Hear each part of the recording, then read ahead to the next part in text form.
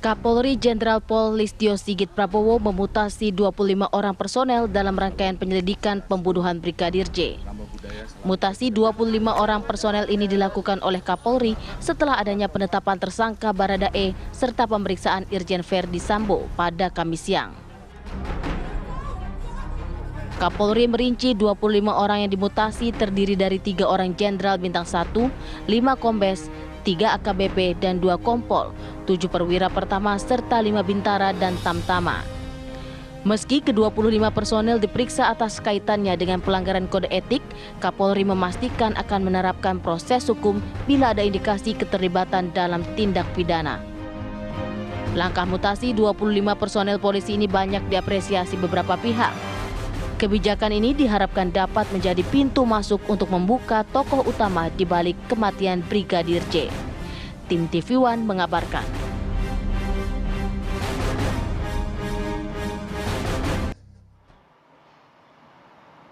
Ya, kalau kita melihat tindakan dari Kapolri yang kemudian sudah mengeluarkan ada sejumlah perwira yang dimutasi, kemudian ada 25 anggota kepolisian yang akan diperiksa adanya terkait dengan pelanggaran kode etik maupun juga ada unsur pidana di dalamnya. Ya. Ada yang pro, ada yang menyikapi hal ini sungguh tindakan luar biasa. Banyak juga yang memberikan apresiasi ya? Banyak juga yang memberikan apresiasi, tapi sebagian pihak juga ada yang mempertanyakan efektifkah langkah ini? Patutkah langkah ini? Nah, kalau gitu kita langsung saja bahas. Sudah ada sejumlah narasumber yang tergabung bersama kami pemirsa. Ada Pak Albertus Wahyu Rudanto, Komisioner Kompolnas RI. Mas Wahyu, selamat pagi. Sehat Pak Wahyu. Sehat, alhamdulillah. Sehat, alhamdulillah. Dan juga sudah terhubung bersama kami melalui sambungan Zoom ada Komjen Purnawiran Ito Sumardi, Kabar Reskrim Polri tahun 2009 hingga 2011. Selamat pagi. Selamat pagi. Assalamualaikum Pak Ito. Selamat pagi Mas Fadil, selamat pagi Mbak Maria. Waalaikumsalam.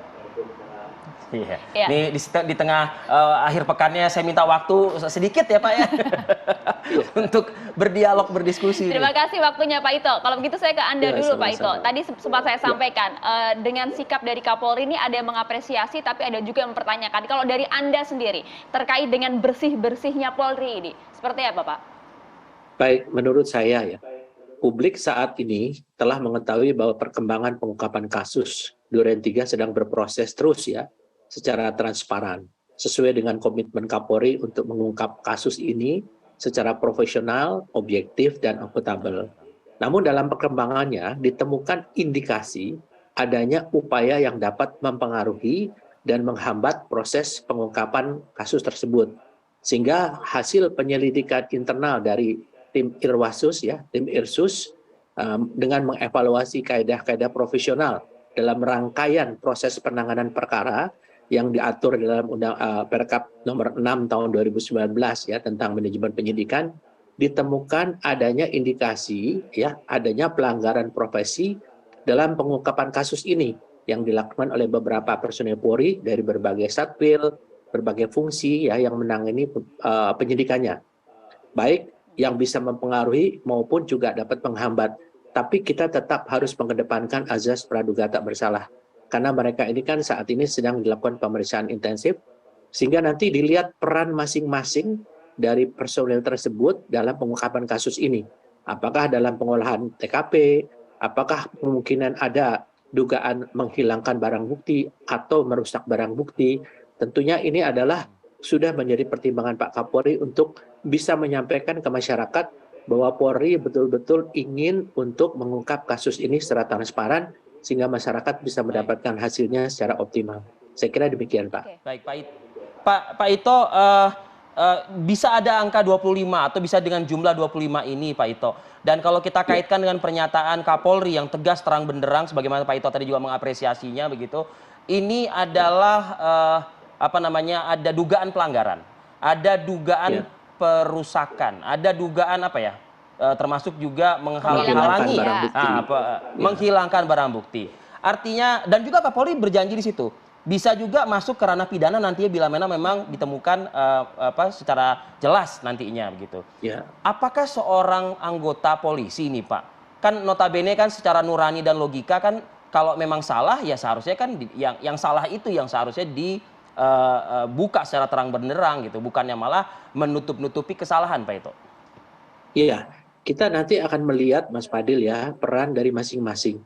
apakah yang bersangkutan itu melakukan dengan inisiatif sendiri untuk melindungi atasannya, ataukah atas dasar perintah, ya. Jadi kan di sini sudah ada layer daripada kepangkatan, ya.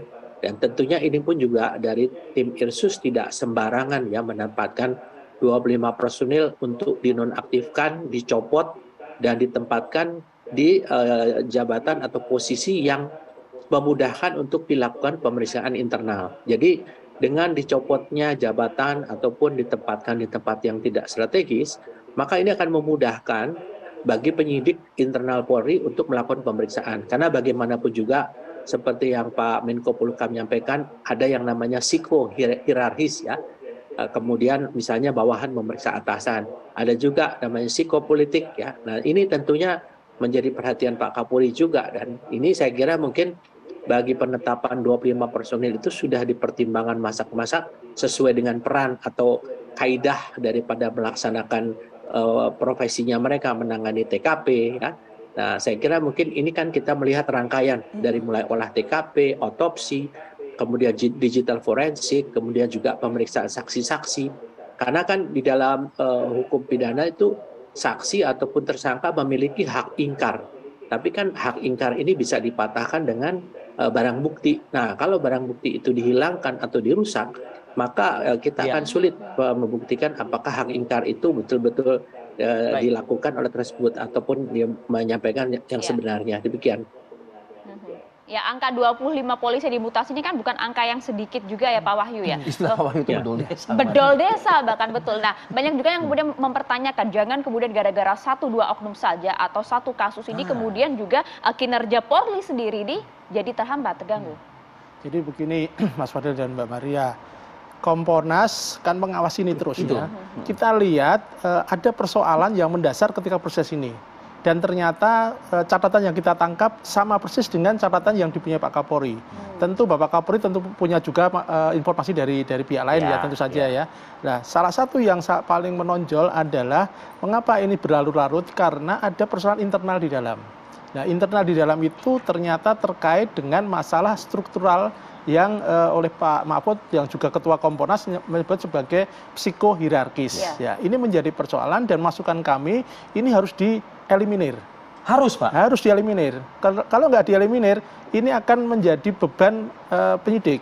Nah, sehingga kemudian. Tapi akankah sulit, mohon maaf Pak Wahyu, akankah sulit? Karena kan kalau kita ketahui kan TNI, Polri, militer begitu ya, dan juga Polri, itu kan apa kata komando gitu kan ibaratnya, apa kata komandan? Iya benar baik ya laksanakan kan begitu. Memang tidak bisa 100%. Iya. Tetapi setidaknya eliminasi ini mengurangi distorsi yang ada. Nah, distorsi itu dengan mencopot para pejabat yang mempunyai akses terutama ketika proses penanganan TKP. Sehingga Bapak Kapolri menyebut sebagai tidak profesional. Lalu statement dari Pak Kapolri maupun Kabareskrim, Komjen Agus, saya kira tegas sekali ada persoalan di dalam itu dan itu kita tangkap.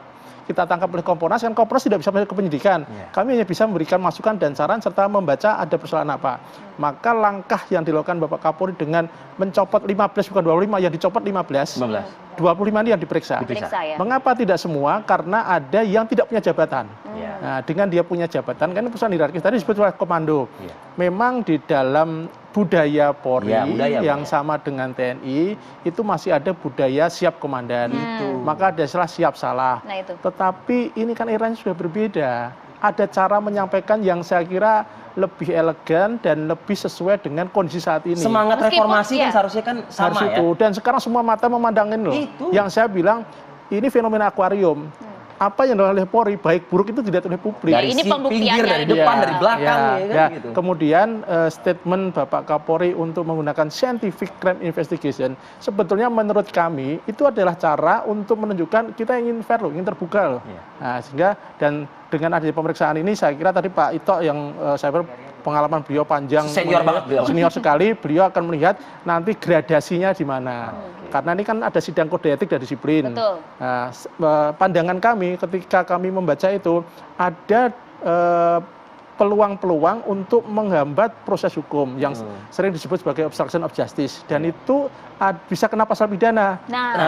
Di mana pasal pidana itu saya kira Pak Ito nanti lebih banyak menjelaskan, tetapi itu akan diawali dengan proses sidang disiplin dan sidang etik. Sidang Nanti etik akan tadi ya. terverifikasi mana yang kategorinya tidak disiplin karena perintah atasan, bisa saja dia diperintahkan tapi nggak tahu apa-apanya, Nah siap itu dia laksanakan. kan tidak sesuai dengan Ya, hati nurani. Itu ya. kan nanti akan dibuktikan pada Akan saat dibuktikan, pemeriksaan. ya. Nah, Dan pidana mana yang pidana karena ketika Barada E dinyatakan tersangka, Baik. kan ada pasal ikutannya, pasal 55 dan 56. Betul. 55 itu ikut Turut serta, membantu, kan istilahnya. kalau yang 56 pembiaran. Saya kira pembiaran ini pasti akan banyak tergantung kepada ini nanti menarik kalau kita komandan, ya. bahas ini Pak Wahyu. Kita Ya. tahan dulu biar nanti kita bisa serap informasi secara utuh. Kita akan Siap. jeda terlebih dahulu pemirsa. Apa kabar Indonesia Pagi akan kembali untuk Anda sesaat lagi.